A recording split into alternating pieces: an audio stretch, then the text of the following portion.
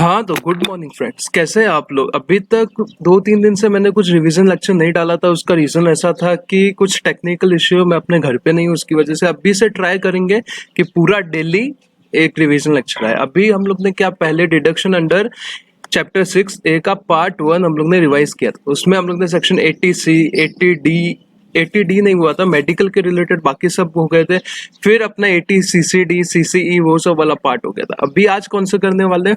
आज हम लोग रिवाइज करेंगे सेक्शन 80D पहला, फिर 80G करना है, फिर 80E करना है, 80EE और EEB सब अमेंडमेंट पीछे वाले 80EEB वगैरह तो पहली बार ही आए हैं। पहली बार आया मतलब मोस्ट मोस्ट मोस्ट इंपॉर्टेंट है। पहली बार आते हैं तो क्या अमेंडमेंट होता है, अमेंडमेंट होता है तो कहीं ना कहीं तो पूछने का चांस रहता है। तो एक बार अच्छे से आप कर लेना और ध्यान से रिवीजन लेक्चर सुन लोगे तो आपका ऑलमोस्ट हो जाएगा। और उसके बाद जैसे मैं बोलता हूँ क्वेश्चन तो सॉल्व करना ही है। फिर बात आ जाती है सेक्शन 80D की। 80D क्या बोलता है? 80D चार टाइप के अगर आप खर्चे करोगे, चार टाइप के अगर आप खर्चे करोगे तो आपको डिडक्शन मिलेगा। डिडक्शन का मतलब हम लोगों ने समझा था, 5 हेड का इनकम ले लेते हैं, उसमें से वो GTI होता है, उसमें से डिडक्शन हम लोग को लेस करने मिलते हैं। तो उसकी वजह से जो टोटल इनकम होता है वो टोटल इनकम कम हो जाता है। टोटल इनकम कम होगा तो आपको टैक्स कम लगेगा, टैक्स कम लगेगा तो आपके लिए बेनिफिट है पर गवर्नमेंट के लिए लॉस है। अगर गवर्नमेंट के लिए वो लॉस है तो फ्री में तो डिडक्शन देगा नहीं, कुछ ना कुछ कंडीशन होगा कि किसको मिलेगा किसको नहीं मिलेगा, वो सब मैटर करता है। तो ये 80D के लिए पहला ये समझ लीजिए कि 80D किसको मिलेगा, डिडक्शन किसको मिलेगा। तो डिडक्शन मिलेगा या तो इंडिविजुअल को या HUF को। किसको? या तो इंडिविजुअल को या HUF को। ठीक है, तो रेजिडेंट होना चाहिए कि नॉन रेजिडेंट होना चाहिए? तो भाई रेजिडेंट हो नॉन रेजिडेंट हो कोई फर्क नहीं पड़ता। अभी आप समझो कि यहाँ पे तो चलो दोनों एप्लीकेबल है, रेजिडेंट भी चलेगा नॉन रेजिडेंट भी चलेगा। अगर ऐसा समझो कि सिर्फ रेजिडेंट एप्लीकेबल है, सिर्फ रेजिडेंट को डिडक्शन अलाउड है, तो आप ये समझो कि अगर नॉट, या तो रेजिडेंट एंड ऑर्डिनरी रेजिडेंट होता है या resident and non ordinary RNOR होता है। अगर सिर्फ रेजिडेंट को अलाउड है तो RNOR को डिडक्शन मिलेगा कि नहीं मिलेगा या नहीं, आप कमेंट में करके बताओ, मैं आपको आंसर एंड ऑफ वीडियो बताता हूँ। ठीक है, फिर आ जाता है इंडिविजुअल में किसको मिलेगा। किसको मिलेगा मतलब इंडिविजुअल को तो मिलेगा, ठीक है, तो मैं किसके लिए पॉलिसी लूंगा तो मेरे को डिडक्शन मिलेगा। किसके लिए पॉलिसी मतलब क्या, मैं खुद के लिए लूंगा तो मिलेगा? जी हाँ, बिल्कुल मिलेगा। स्पाउस के लिए लूंगा तो मिलेगा? बिल्कुल मिलेगा। पेरेंट्स के लिए बिल्कुल मिलेगा। LIC का आप याद करो, LIC, ATC, LIC और PPF का मैंने बोला था, उसमें कैसा था, उसमें पेरेंट्स इंक्लूडेड नहीं थे, इसमें पेरेंट्स इंक्लूडेड है। क्यों इंक्लूडेड है? बेसिकली बात है कि मेडिकल रिलेटेड है, वो तो क्या लाइफ इंश्योरेंस कवर कर रहा था और पेरेंट्स का ज्यादा लॉजिक वही रहेगा, ये लॉजिक से आपको याद रह जाएगा। ठीक है, फिर डिडक्शन मेडिकल का पेरेंट्स को मिलेगा और चिल्ड्रन को मिलेगा कि नहीं? LIC में मिल रहा था, इसमें सिर्फ ओनली डिपेंडेंट है, अगर वो आप पे डिपेंडेंट हो डिपेंडेंट चिल्ड्रन का मिलेगा। नॉन डिपेंडेंट मतलब जो अपने खुद की अर्निंग वगैरह कर रहे हैं उसके रिलेटेड आपको डिडक्शन नहीं मिलेगा। HUF, इंडिविजुअल HUF को मिलेगा। इंडिविजुअल में किसको मिलेगा? सेल्फ को मिलेगा, स्पाउस को मिलेगा, पेरेंट्स को मिलेगा और चिल्ड्रन को मिलेगा, वो भी डिपेंडेंट वाला। HUF में कोई भी मेंबर ऑफ HUF को डिडक्शन मिल जाएगा, कोई भी। तो क्या खर्चा करोगे तो आपको डिडक्शन मिलेगा, कौन सा खर्चा करोगे तो आपको डिडक्शन मिलेगा? पहला अगर आप मेडिकल इंश्योरेंस लेते हो, मेडिकल इंश्योरेंस, आप हेल्थ इंश्योरेंस लेते हो, कोई भी, आपको पता है क्या होता है मेडिकल इंश्योरेंस लेते हो, या सेंट्रल गवर्नमेंट का हेल्थ स्कीम है, सेंट्रल गवर्नमेंट का हेल्थ स्कीम है, उसमें पैसा डालते हो, पर ये पेरेंट्स के लिए एप्लीकेबल नहीं, सिर्फ खुद का या स्पाउस का या डिपेंडेंट चिल्ड्रन का पैसा डालते हो तो डिडक्शन मिलेगा। Medical insurance, central government health scheme. Third है preventive health checkup. Preventive health checkup कैसा, अपन ये नॉर्मल अपना जो क्लिनिक्स होते हैं उसमें जाके, प्रिवेंटिव मतलब क्या, प्रिवेंशन के लिए हम लोग जाके अपना कुछ चेकअप वगैरह करा रहे, तो उसके लिए डिडक्शन जी हाँ मिलेगा। और चौथा क्या, मेडिकल के रिलेटेड कुछ एक्सपेंसेस करेंगे, सिर्फ सीनियर सिर्फ पेरेंट्स के लिए, ये समझ लो कि मेडिकल के रिलेटेड कुछ एक्सपेंस के लिए कर रहे हैं तो उसका भी 80D में डिडक्शन मिलेगा। फिर कितना डिडक्शन मिलेगा? पहले हम लोग ने क्या देखा, किसको डिडक्शन मिलेगा, किसको डिडक्शन मिलेगा, इंडिविजुअल को मिलेगा, HUF को मिलेगा, उसमें भी कुछ कैटेगरी। फिर क्या करोगे तो डिडक्शन मिलेगा, क्या करेंगे, मेडिकल इंश्योरेंस लेंगे या सेंट्रल गवर्नमेंट हेल्थ स्कीम में पैसा डालेंगे, प्रिवेंटिव हेल्थ चेकअप कराएंगे, या चौथा क्या, मेडिकल एक्सपेंस करेंगे तो मिलेगा। ठीक, तो कितना मिलेगा, मतलब मैं क्या 1 लाख रुपए डालूंगा 1 लाख रुपए का मिलेगा क्या? तो वो देखेंगे कितना मिलेगा, यही सबसे इंपॉर्टेंट पार्ट है कि हाँ, तो लिमिट कितना है। अभी तक हम लोग ने 2 चीजें देखी है, कौन कौन सी, वापस बोल देता हूँ, किसको मिलेगा और क्या एक्सपेंस करोगे तो डिडक्शन मिलेगा। अब बात करते हैं लिमिट क्या। लिमिट मतलब कितना, आपने 1 लाख रुपए डिडक्शन किया तो 1 लाख रुपए मिलेगा क्या, मिलेगा कि नहीं वो देखते हैं। लिमिट है 25,000 रुपए, साल को आपको 25,000 रुपए आपकी वाइफ मतलब स्पाउस या आपके डिपेंडेंट चिल्ड्रन, मतलब आपकी फैमिली के लिए 25,000 अलाउड है और आपके पेरेंट्स के लिए और 25,000 अलाउड है। मतलब कंबाइन लिमिट कितनी है आपकी? 50,000 अलाउड है। आप अपने स्पाउस और अपने डिपेंडेंट चिल्ड्रन के लिए साल का कितना भी एक्सपेंस डिडक्ट करो, एक्सपेंस मेडिकल ये एटीडी वाले एक्सपेंस में खर्चा करो, आपको डिडक्शन सिर्फ 25,000 ही मिलेगा। कितना मिलेगा? 25,000। और आपके पेरेंट्स के लिए 25,000 अलग से मिलेगा, तो टोटल कितना हो जाएगा? 50,000, 50,000 rupees.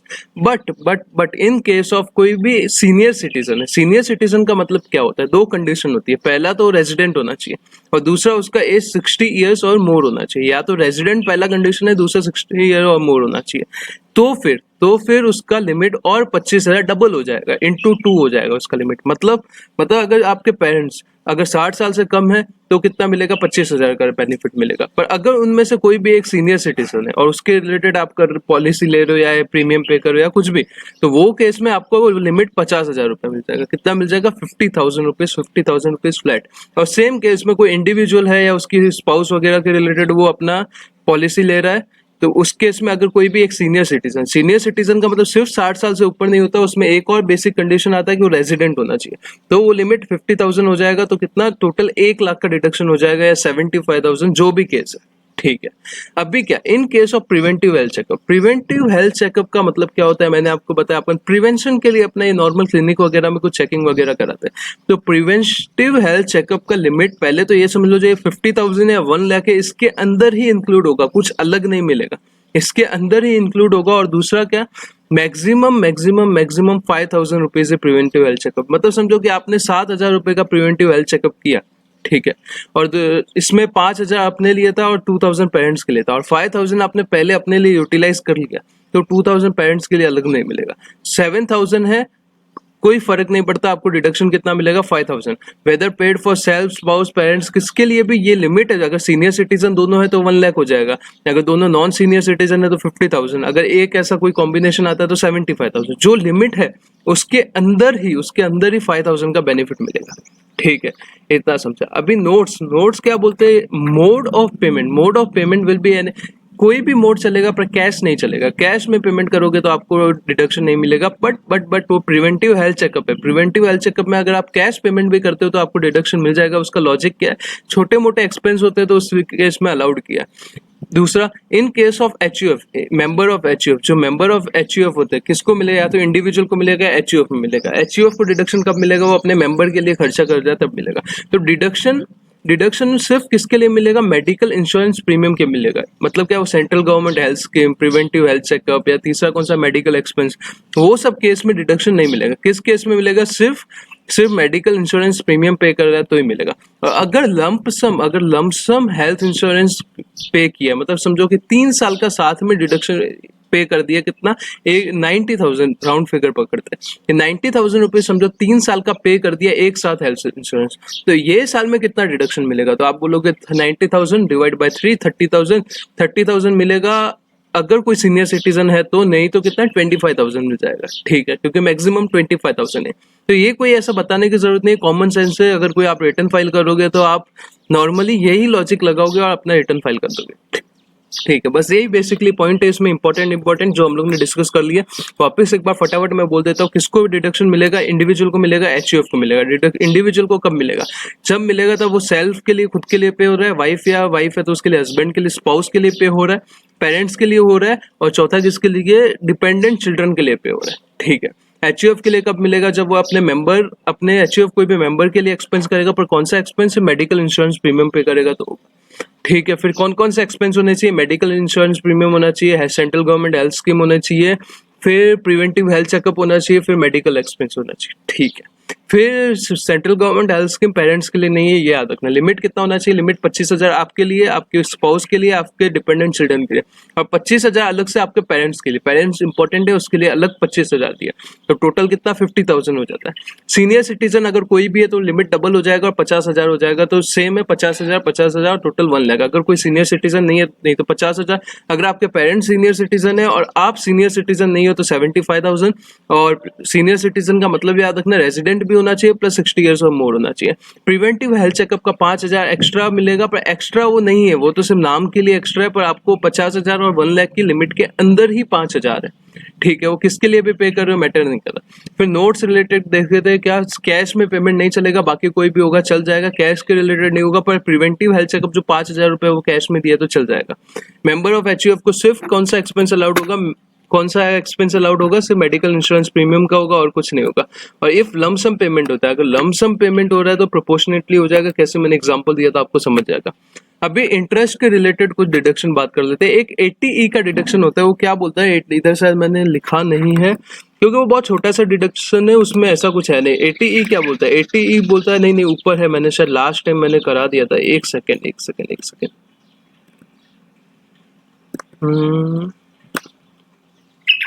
80C CCD CCE 80D नहीं है, ठीक है, मैं आपको मुंह से बता देता हूँ। अगर आप कोई भी एजुकेशन लोन लेते हो, अब अगर आप कोई एजुकेशन लोन ले रहे हो तो एजुकेशन लोन के रिलेटेड जो इंटरेस्ट का पेमेंट करते हो, इंटरेस्ट का पेमेंट कब से आप अलाउड होगा कि नहीं होगा, हाँ 80E में होगा। 80E for education, E for education आपको याद रखने के लिए।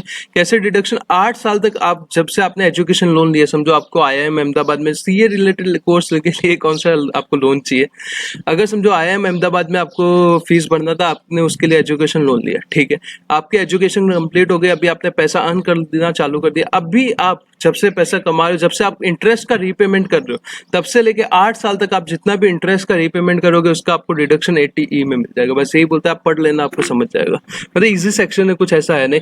फिर आते हैं डिडक्शन इन इंटरेस्ट। कुछ इंटरेस्ट के केस में डिडक्शन 80E भी इंटरेस्ट ही था, वो एजुकेशन लोन के लिए था।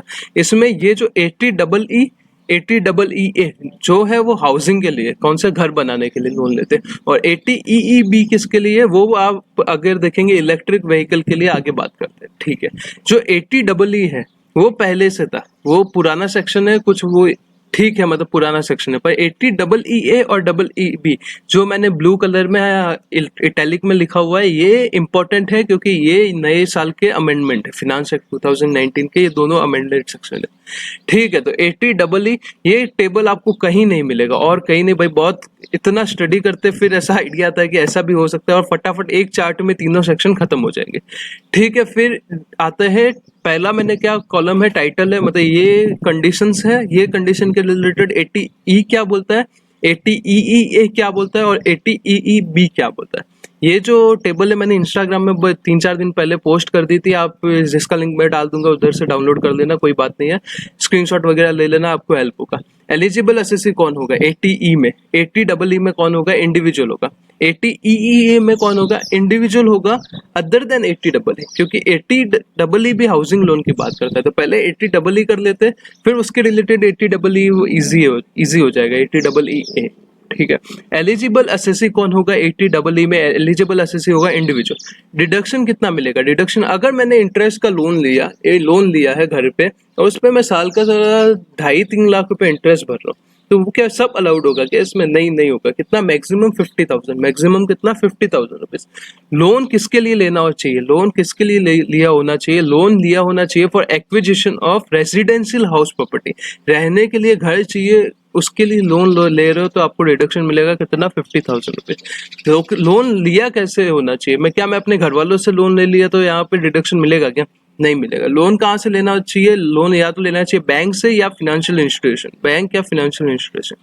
परचेज प्राइस कितना होना चाहिए पर घर, कितने तक का घर होना चाहिए, मतलब क्या मैं 5-5 करोड़ के घर, बहुत अमीर हूँ मैं, मेरे को ऐसे डिडक्शन लेने के लिए, इनकम टैक्स के लिए मैं घर लेता हूँ, तो क्या अलाउड होगा, नहीं होगा। मैक्सिमम 50 लाख तक का घर होना चाहिए, 50 लाख तक का घर रहेगा तो ही आपको डिडक्शन मिलेगा, और 50 लाख क्या आपने पे किया वो नहीं, जो स्टैम्प ड्यूटी वैल्यू होता है, जो stamp duty value government fix करता है उतना 50 लाख।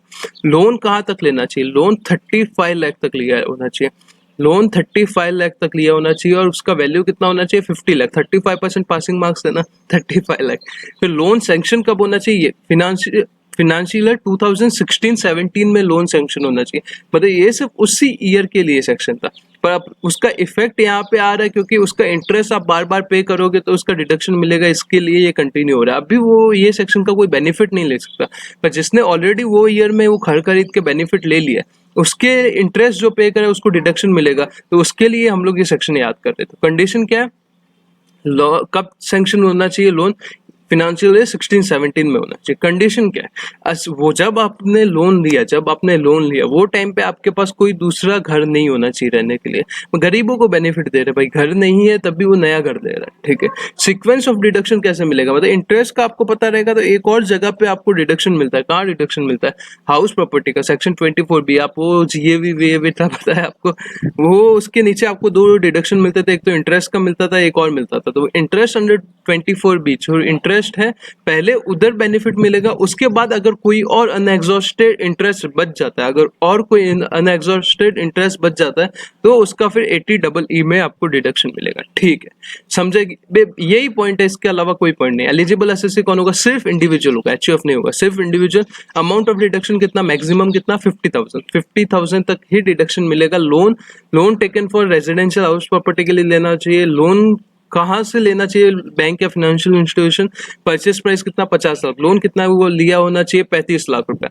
सैंक्शन, लोन सैंक्शन का फिनेंशियल 16-17। कंडीशन क्या था, कंडीशन था एसएससी वो टाइम पे कोई दूसरा घर नहीं लिया होना चाहिए। सीक्वेंस ऑफ डिडक्शन क्या बोलता है, पहले 24B का ले लो, फिर रिमेनिंग 80EE का ले लो। अभी 80EEA की बात करते हैं। 80EEA इंपॉर्टेंट हो जाता है, क्यों इंपॉर्टेंट हो जाता है, बिकॉज ये अमेंडेड सेक्शन है और अमेंडमेंट आपको पता है इंपॉर्टेंट होता है। कौन एलिजिबल एसएससी, सेम इंडिविजुअल है, पर जिसने 80EE में बेनिफिट ले लिया उसको यहाँ पे बेनिफिट नहीं मिलेगा। जिसने 80EE में बेनिफिट ले लिया उसको यहाँ पे नहीं मिलेगा, ठीक है। फिर अमाउंट ऑफ डिडक्शन यहाँ पे बढ़ जाता है, 3 टाइम बढ़ा दिया। कितना, पहले 50,000 मैक्सिमम डिडक्शन मिल रहा था, यहाँ पे 1,50,000 रुपीज का डिडक्शन मिलेगा। लोन कहाँ क्यों लेना चाहिए, सेम पॉइंट है जो एक्विजिशन घर के लिए लेना चाहिए।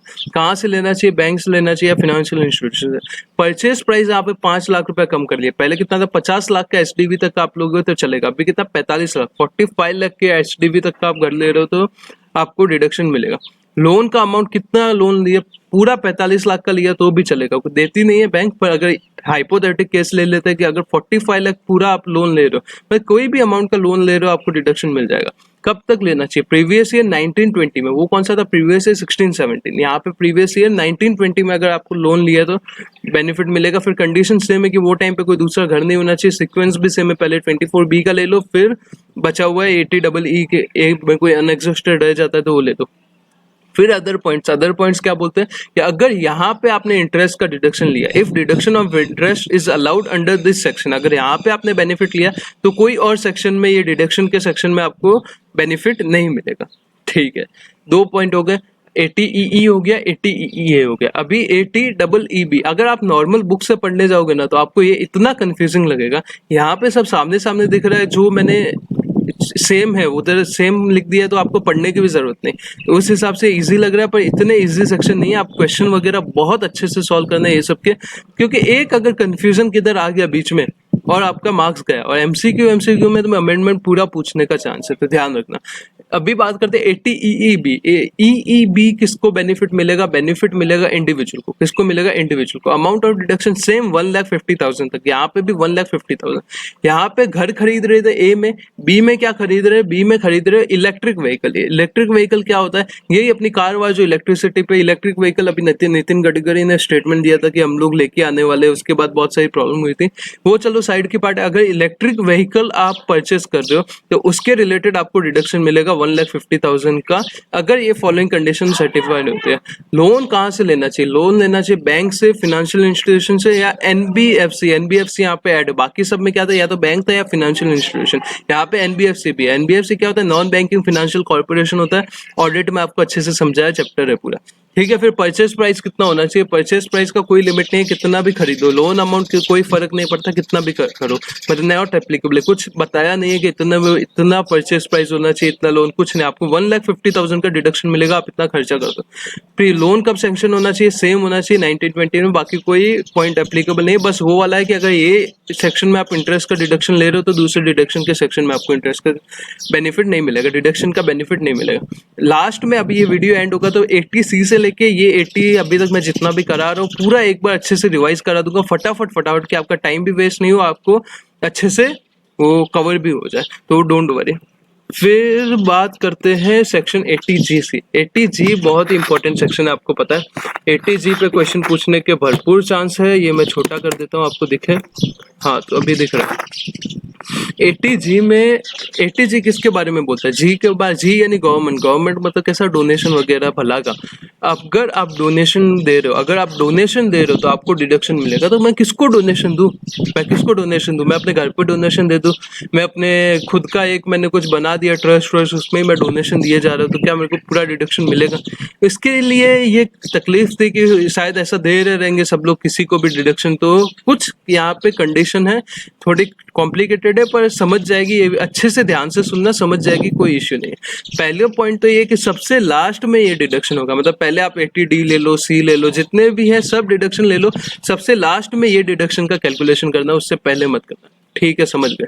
फिर दो टाइप से इसको डिडक्शन मिलेंगे, या तो अनलिमिटेड डिडक्शन मिलेगा या लिमिटेड डिडक्शन मिलेगा। अनलिमिटेड डिडक्शन इजी है। अनलिमिटेड डिडक्शन मतलब क्या, मैंने अगर 1 लाख का डोनेशन दिया तो मेरे को 1 लाख पूरा डोनेशन मिलेगा, डिडक्शन मिलेगा, सिंपल। अगर मैंने 1 लाख रुपया दिया अमाउंट, तो मेरे को 1 लाख का पूरा डिडक्शन मिल जाएगा, कोई इश्यू नहीं। ठीक है, आप बोले समझ के। और अनलिमिटेड में दो कैटेगरी है, 100% अनलिमिटेड और 50% अनलिमिटेड। 100% में कैसा, मैंने जितना दिया मेरे को पूरा मिल जाएगा। 50% अनलिमिटेड मतलब क्या, मैंने 1 लाख रुपए डोनेट किया, मेरे को 50,000 मिलेगा। इसमें कोई आपको कॉम्प्लिकेशन नहीं होना चाहिए, सीधा सिंपल लिखा हुआ है कि जितना आप डोनेशन दोगे उतना आपको बेनिफिट मिल जाएगा, समझे? ठीक। 100% अनलिमिटेड डिडक्शन में क्या क्या आते हैं? 100 मतलब किधर किधर आप डोनेशन करोगे तो आपको जितना आपने अमाउंट डोनेट किया पूरा का पूरा आपको डिडक्शन मिल जाएगा। ऐसी कौन कौन सी जगह? तो यहाँ पे बेसिकली इतना ध्यान रखो कि गवर्नमेंट वालों को आप दे रहे हो डोनेशन, तो आप जितना एक्सपेंस करो उतना पूरा डिडक्शन मिल जाएगा, जितना आप डोनेशन दे रहे हो पूरा।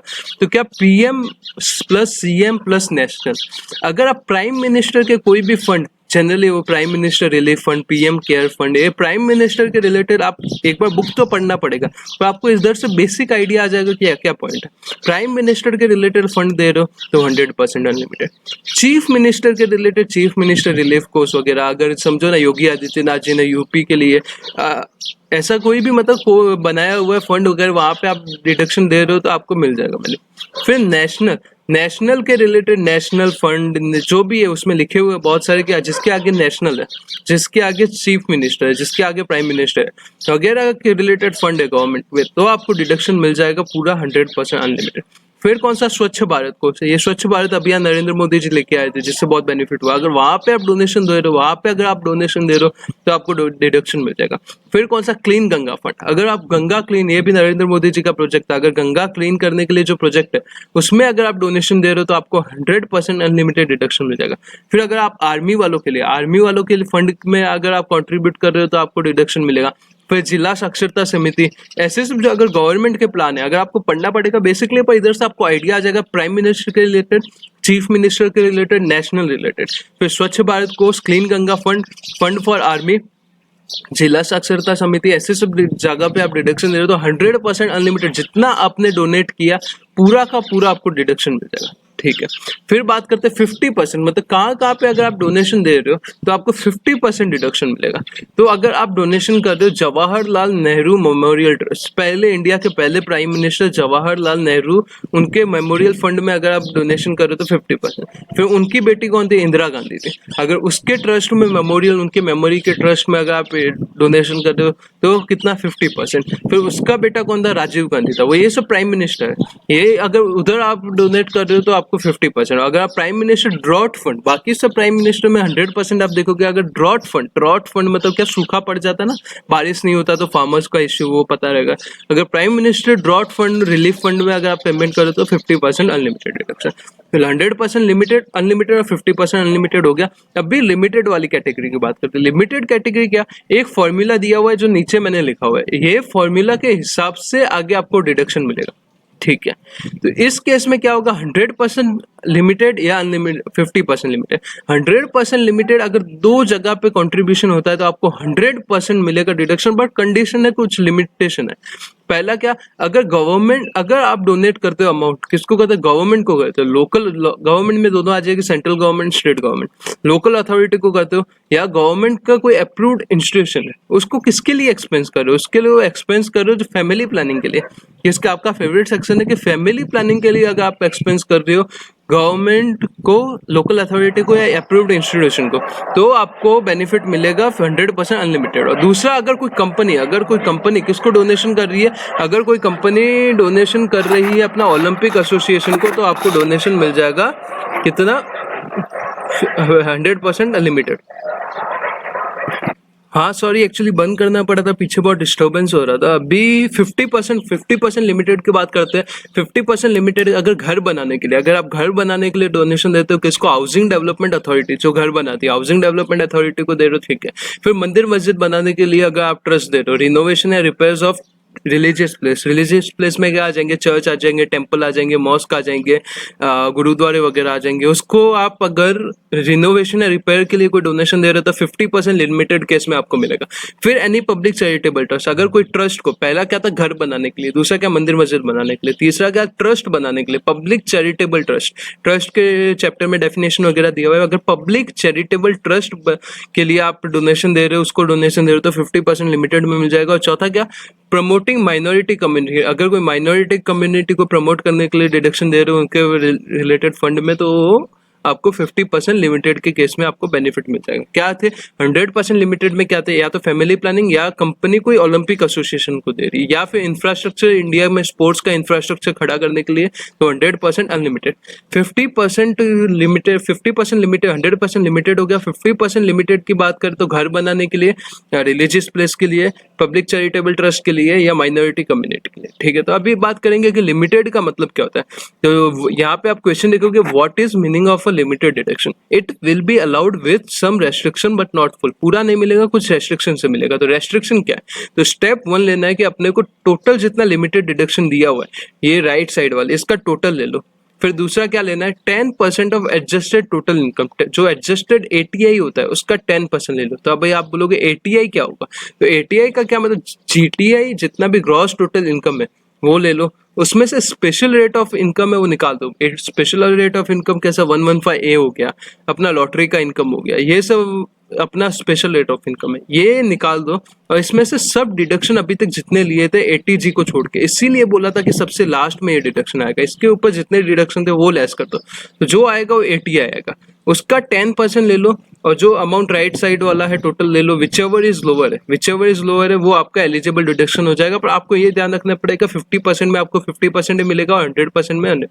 अगर समझो दोनों आपने अनलिमिटेड लिमिटेड लिया है तो सीक्वेंस का पहले अनलिमिटेड वाला आपको डिडक्शन लेना है, फिर लिमिटेड वाला लेना है, ठीक है। यहाँ पे एक पॉइंट और है, यहाँ पे मैंने नहीं मेंशन हुआ, उसमें क्या बोल रहा है कि अगर 2000 से ज्यादा, 2000 रुपए से ज्यादा अगर आप डोनेशन दे रहे हो, 2000 रुपए से ज्यादा अगर आप डोनेशन दे रहे हो, किस में दे रहे हो, कैश में दे रहे हो, 2000 रुपए से ज्यादा अगर आप डोनेशन दे रहे हो कैश में, तो वो अलाउड नहीं होगा, आपको प्रिस्क्राइब मोड से ही पेमेंट करना है, ठीक है। तो आपको इतने सेक्शन होप्सो कैप्चर हो गए रहेंगे। अभी हम लोग करेंगे पूरा रिवीजन वापस, जितना भी किए एकदम स्पीडी मैनर में 5 से 7 मिनट में पूरे सेक्शन रिवाइज करने के ट्राई करेंगे, अच्छे से देख लेना।